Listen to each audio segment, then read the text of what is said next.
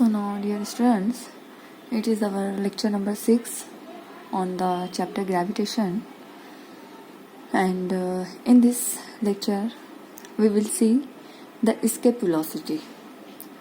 ठीक है, आज के इस लेक्चर में हम लोग यहाँ पे देखेंगे escape velocity, and escape velocity is denoted by VE. ठीक है, escape velocity को हम लोग V से डिनोट करेंगे. So see what is this escape velocity. So basically अगर हम लोग देखते हैं, सपोज अर्थ सरफेस हम लोग कंसिडर करते हैं.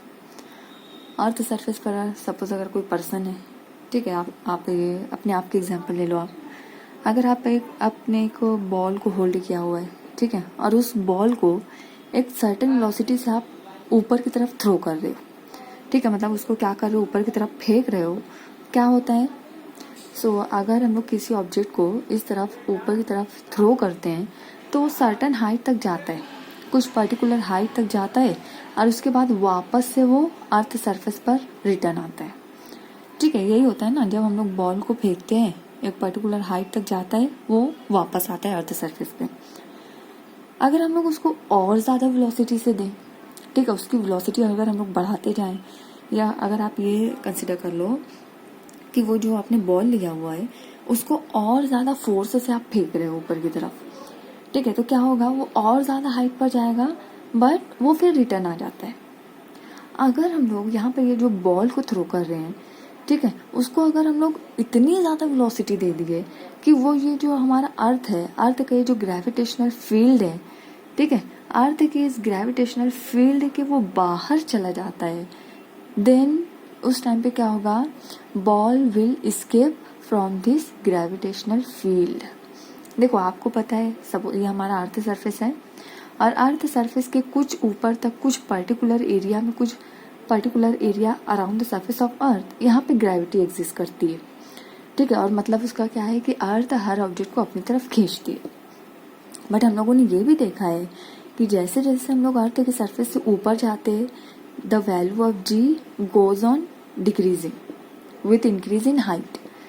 जैसे जैसे हम लोग ऊपर की तरफ जाएंगे, हाइट बढ़ते जाती है, जी दैट इज ग्रेविटेशनल एक्सीलरेशन, इसकी वैल्यू कम होते जाती है, और एक पॉइंट ऐसा आता है जहां पर जाकर ये जो जी है, जी की वैल्यू 0 हो जाती है.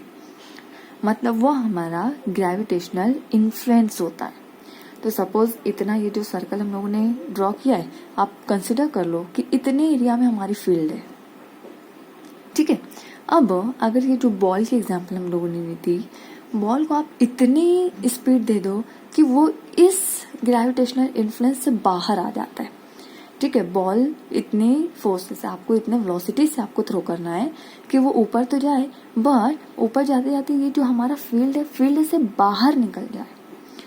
ठीक है, बाहर निकल गया मतलब वो हमारे ये जो ग्रेविटेशनल इन्फ्लुएंस है उससे स्किप कर गया, उससे बाहर निकल गया, उससे एग्जिट कर गया. तो वो जो एग्जिट करने के लिए आपने जितनी वेलोसिटी दी है, that velocity is called as escape velocity. ठीक है, बॉल को इस फील्ड से स्किप करवाने के लिए हम लोगों ने इसको जितनी वेलोसिटी प्रोवाइड की है, that velocity is called as escape velocity. Escape का मतलब ही होता है किसी पर्टिकुलर इन्फ्लुएंस से बाहर निकलना, ठीक है, उससे एग्जिट करना. तो यहाँ पर स्किप वेलोसिटी हम लोग डिफाइन कर सकते हैं, the minimum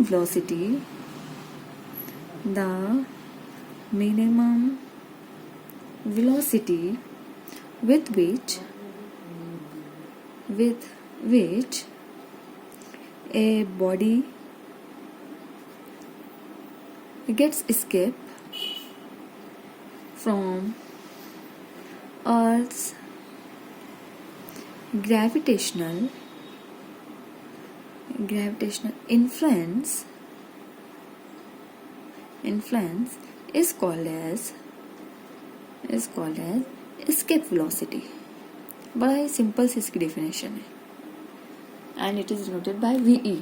See, the minimum velocity with which a body get escape from Earth's gravitational influence is called as escape velocity. मतलब अर्थ के ग्रेविटेशनल जो फील्ड जो इन्फ्लुएंस है उसको बाहर निकालने के लिए आप ऑब्जेक्ट को कितनी वेलोसिटी दे रहे हो, दैट मिनिमम अमाउंट, वो कम से कम जो वेलोसिटी होगी that is called as escape velocity.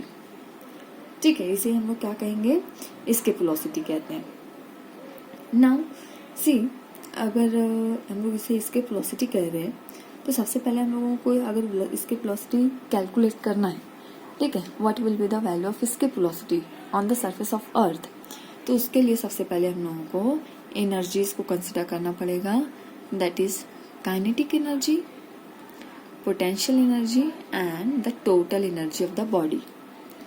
ठीक है, तो सबसे पहले हम लोग ऑन द सरफेस निकाल लेते हैं।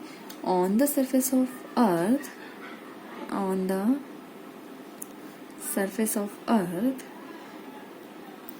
the kinetic energy of the object will be, kinetic energy का फॉर्मूला हम लोगों ने लोअर स्टैंडर्ड से पढ़ा हुआ है, it is equal to half M v square, half M v square. ठीक है, हाफ तो ये नंबर है, m be the mass of the object, v be the velocity. इसके वेलोसिटी फाइंड आउट कर रहे हैं इसलिए हम लोग इसको लेंगे v e. So kinetic energy is equal to half M v square. Now, potential energy of the body on the surface of earth.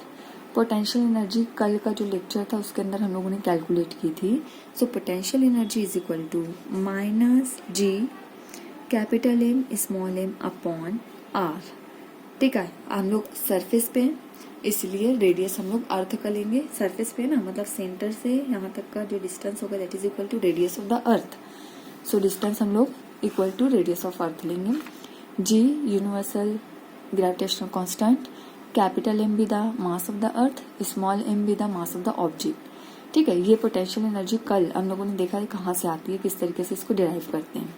So we have here kinetic energy, we have with us potential energy.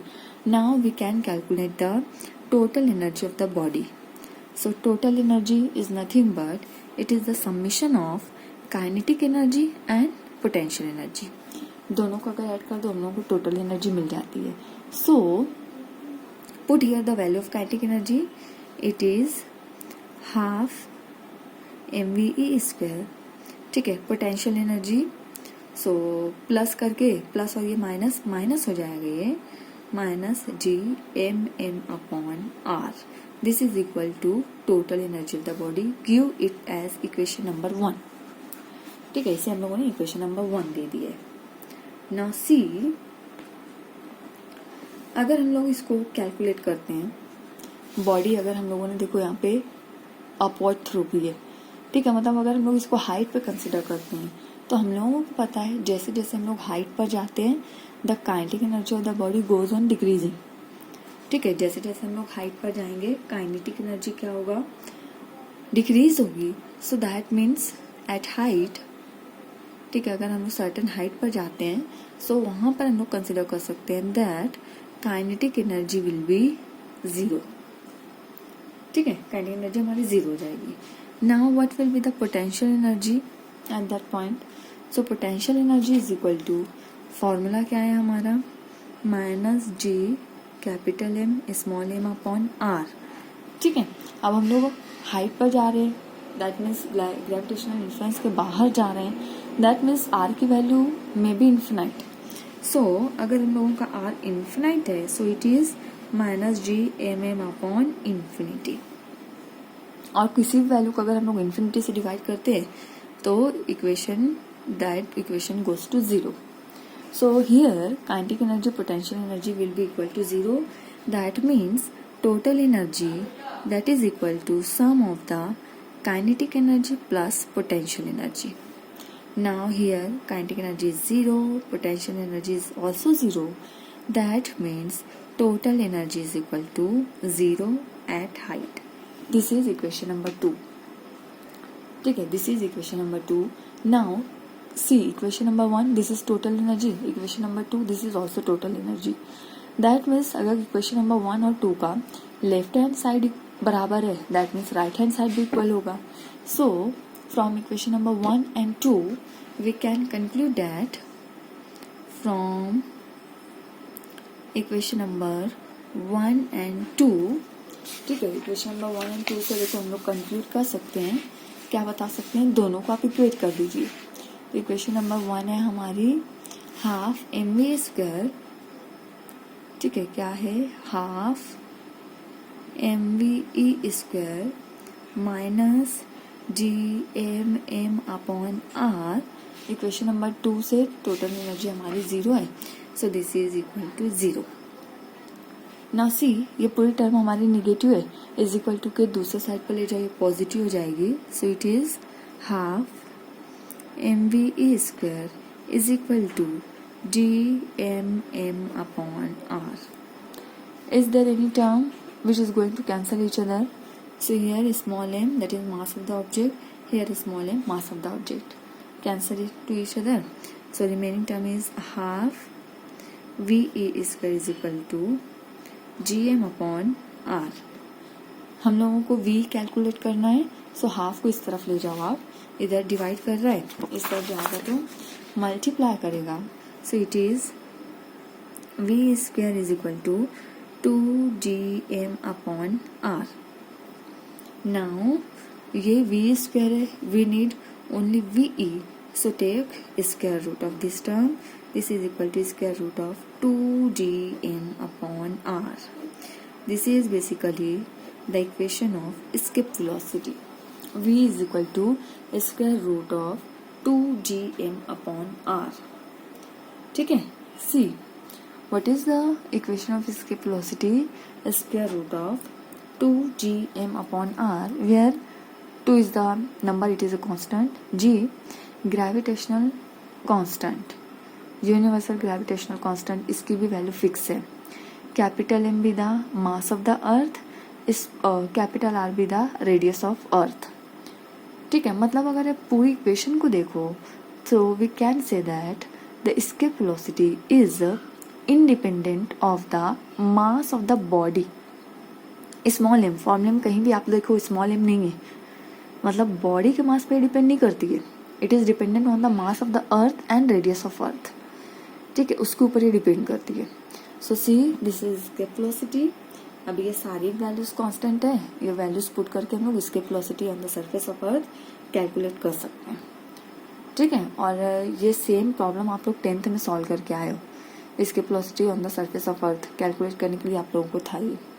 So this is called as escape velocity. Okay.